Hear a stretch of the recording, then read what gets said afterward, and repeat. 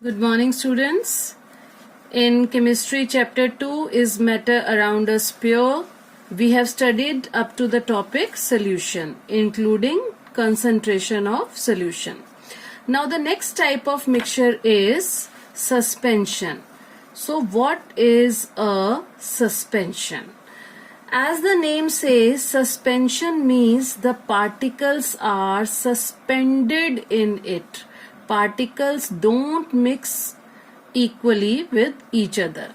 Suppose, for example, if we mix chalk powder in water, or if we mix wheat flour in water, what happens? Do they mix properly with each other? Do they mix homogeneously like we were making lemonade or like we were making salt in water?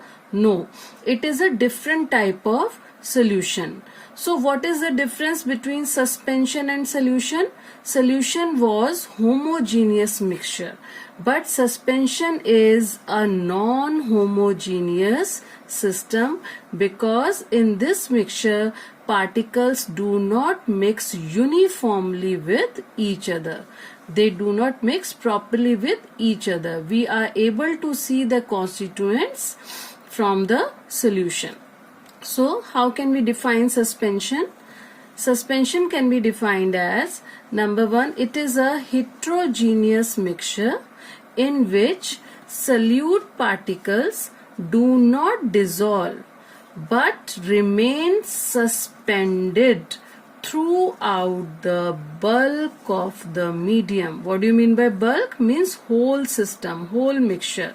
So, it is a heterogeneous mixture in which solute particles do not mix properly, they do not dissolve properly, but the particles remain suspended throughout the mixture. We can easily see the constituents also.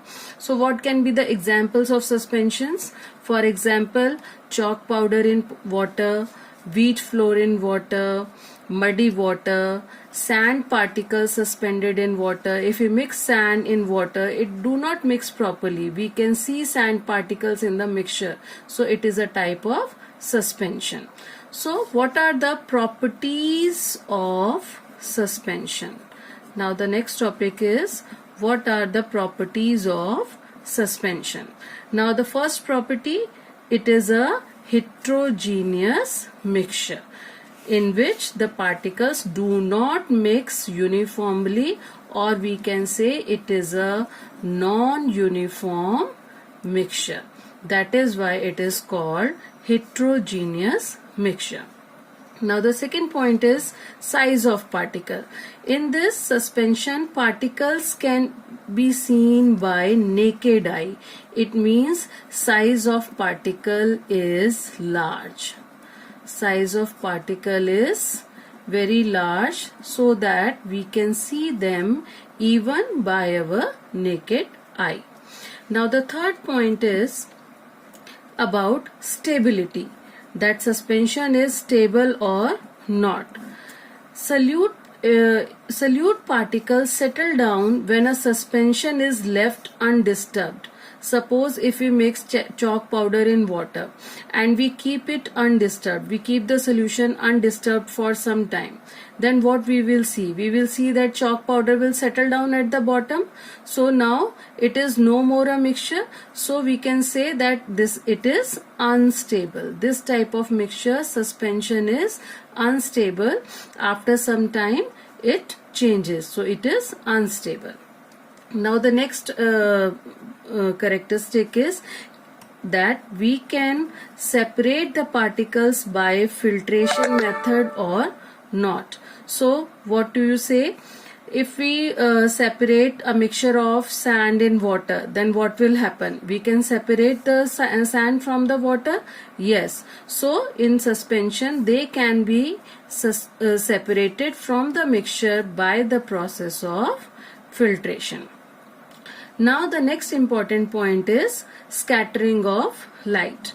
The particles of suspension scatter a beam of light passing through it. In solution, we have studied that in solution, size of particle was very small, so it could not scatter a beam of light. But in suspension, the particle of size is large enough, particle size is large enough to scatter a beam of light passing through it. But the condition is that the particles should be suspended in the solution. Particle should remain suspended in the solution.